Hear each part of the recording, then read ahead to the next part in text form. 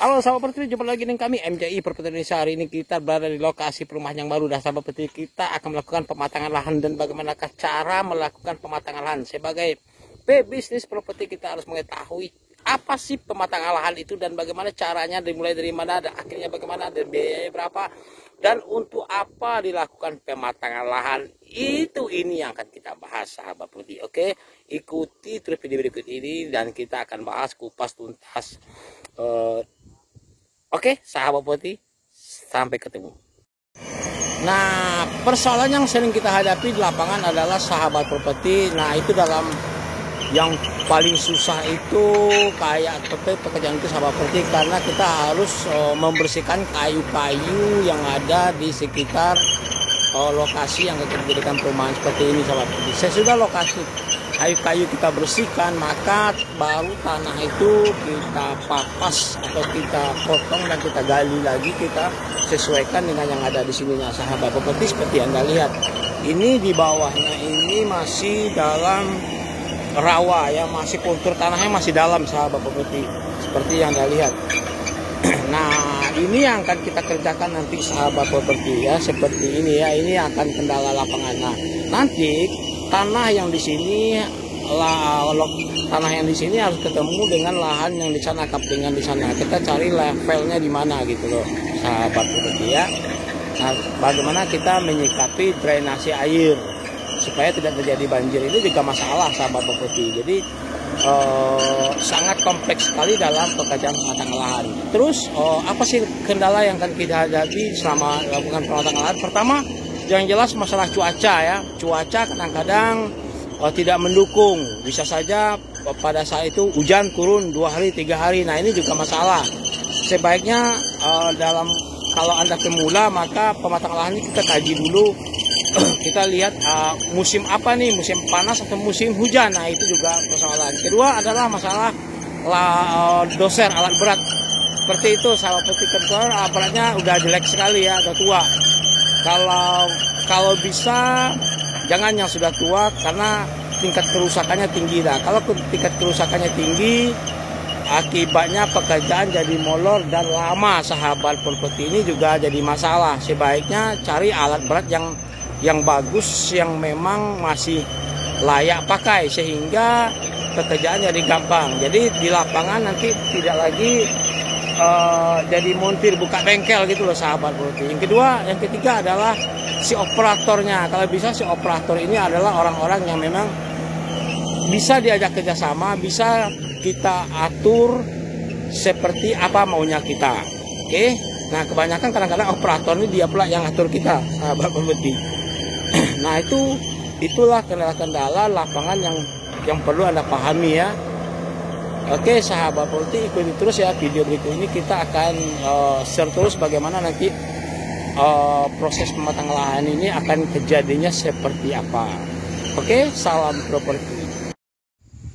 Halo sahabat properti, jumpa lagi dengan kami MJI Properti Indonesia. Hari ini kami berada di lokasi yang kita jadikan sebagai lokasi perumahan yang sekarang lagi pematang lahan sahabat properti. Nah, sekarang kemarin ada pertanyaan dari subscriber kita, teman kita mengatakan bahwa bang, itu mahal nggak bang kalau pematangan lahan itu, seperti apa sih, berapa sih harganya per meter, nah berapa budget yang harus kita siapkan. Nah, ini khusus untuk sahabat properti pemula yang belum pernah mengajarkan pematangan lahan. Maka kami jawab pertanyaan Anda bahwa kalau ditanyakan harga berapa meter persegi, harga budget itu tergantung kondisi lapangan Anda seperti apa sahabat properti. Karena kondisi lapangan itu juga mempengaruhi harga. Karena harga ini begini sahabat properti, alat berat yang kita sewa untuk pekerjaan alat berat itu harganya hitungannya per jam. Nah, kalau daerah Anda tergantung daerah masing-masing berapa. Kalau daerah kami itu sekitar 450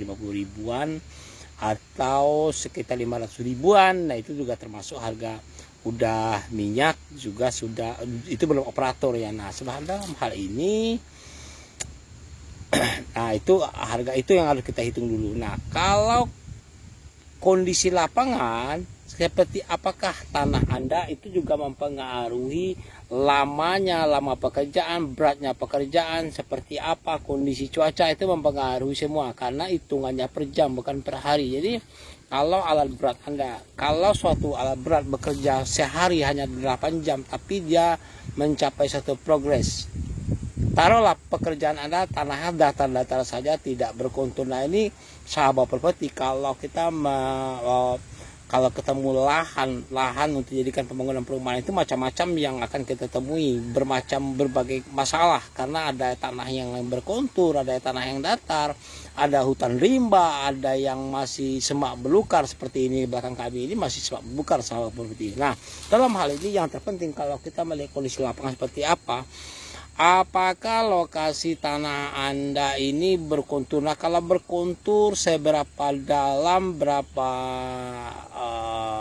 berapa derajat kemiringan konturnya, dan berapa lebar. Nah ini yang akan kami bahas, sahabat properti. Kalau tempat kami ini konturnya kurang lebih 3 meteran, sahabat properti, dan panjang lebarnya kurang lebih 30 meter. Nah ini anak kita timbun. Nah bagaimana teknis menimbun tanah yang berawa kontur? Ada lagi tipe tanah kontur tapi berawa, ada air, atau berkontur tapi kering. Ini ada juga masalah, banyak batu dalamnya. Nah teknis-teknis ini yang perlu kita pahami. Jadi kalau berapa sih perkiraan biaya? Ya kurang lebih 100 juta ya, untuk safety-nya lebih amannya seperti itu, sahabat properti. Kurang lebih ini tergantung kondisi lapangan seperti apa dulu. Nah dalam hal ini apa-apa saja sih yang mempengaruhi percepatan dalam pekerjaan pematangan lahan? Nah pertama yang terpenting adalah kondisi cuaca. Ini juga mempengaruhi, sahabat properti. Kadang-kadang kita hari ini udah standby pekerjaan tapi cuacanya tidak bagus. Nah itu juga mempengaruhi. Kedua adalah kondisi alat berat. Nah kondisi alat berat ini juga mempengaruhi, sahabat properti. Kadang-kadang kita mencari alat berat yang harganya murah tapi udah tua. Nah ini kadang-kadang banyak sekali permasalahan lapangan secara teknis, misalnya ada alat yang rusak atau segala macam. Tapi saran kami, kalau Anda membudgetkan agak besar, kira-kira 100 jutaan, maka cari alat berat, doser atau eskavator atau grader yang memang basi orisinal masih bagus gitu. Jadi tidak ada, kita minimalkan kerusakan di lapangan, karena ini menyangkut masalah progres dan kecepatan dan waktu. Oke sahabat properti. Nah khusus untuk kawan-kawan pemula di bisnis properti, kami sarankan kalau Anda tidak berpengalaman, non pengalaman dalam hal pematangan lahan ini, sebaiknya Anda berkonsultasi dulu dengan developer, teman-teman developer telah berpengalaman. Jangan langsung terjun, beda sahabat properti, berbeda sekali. Anda kalau salah dalam melakukan pematangan lahan, maka bangunan Anda akan acak-acakan, tidak menemukan kedatarannya, pekerjaannya berulang-ulang, akan memakan waktu, dan tidak ada akan keindahannya. Karena pematangan lahan ini juga menyangkut masalah bagaimana kita nanti menata bangunan, menata jalan, drainase. Kita harus pikirkan juga drainase airnya keluarnya kemana nanti, sahabat properti. Nah itu yang akan kita bahas nanti di periode berikutnya. Ini pekerjaan tidak mudah, sahabat, diperlukan pengalaman, jam terbang, memang sangat detail sekali pekerjaan ini. Dia butuh dana yang besar, dibutuhkan pengalaman, jam terbang, biaya yang besar lagi. Banyak sekali yang mempengaruhi pematangan lahan ini sukses atau tidak suksesnya. Tapi kalau pematangan lahan Anda sukses, maka yakinlah bangunan yang akan Anda tata sesuai dengan harapan Anda. Tapi kalau salah kita menata pematangan lahannya, maka bisa jadi bangunan-bangunannya tidak tertata dengan baik, banyak terjadi longsor.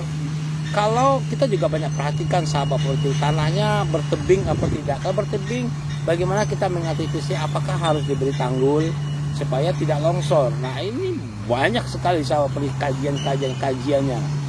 Jadi tapi jangan Anda cemas. Anda kalau pemula, bukan saya nakutin, kalau Anda pemula, kalau Anda belum pernah, ya Anda cari teman dan sahabat Anda yang pernah benar berpengalaman dalam hal pematangan lahan. Oke sahabat properti, kalau dalam pematangan lahan ini aman, sukses, maka bangunan yang Anda tata sesuai dengan harapan Anda, jalan lingkungannya baik, drainasenya pun cukup. Karena yang terpenting dari yang persoalan yang paling mendasar di pematang lahan ini adalah kalau pertama tuh drainase, sahabat, seperti air, buangan airnya kemana, itu yang terpenting. Kalau kita salah dalam pembuangan airnya, kita bisa jadi daerah itu akan jadi banjir, daerah pematang lahan Anda banjir. Begitu juga kita akan berpikir tentang lingkungan sekitarnya, karena ada lingkungan desa yang ada di sekitar perumahan yang kita bikin. Jangan karena kita salah mengantisipasi masalah banjir, daerah sekitarnya akan terjadi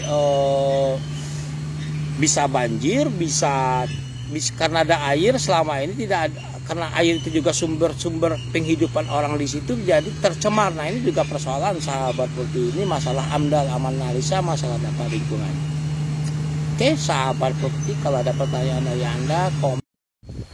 Oke sahabat properti, yang perlu Anda lakukan dalam yang perlu kita perhatikan dalam pematangan lahan ini adalah hati-hati dengan batas tanah, sahabat properti. Nah batas tanah ini maksud adalah batas tanah antara tanah lokasi perumahan kita seperti ini sebelah kiri kami, dan lokasi batas tanah warga. Nah di samping kanan seperti yang ada ini, yang ada masih dalam bentuk pepohonan ini tanah warga ya.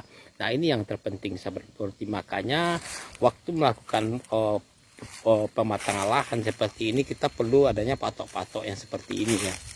Nah patok-patok seperti Anda lihat ini jadi garis merah, supaya dalam hal pengerjaan alat berat itu menyisirnya sebelah kiri sampai sini, sahabat properti. Jadi tidak mengganggu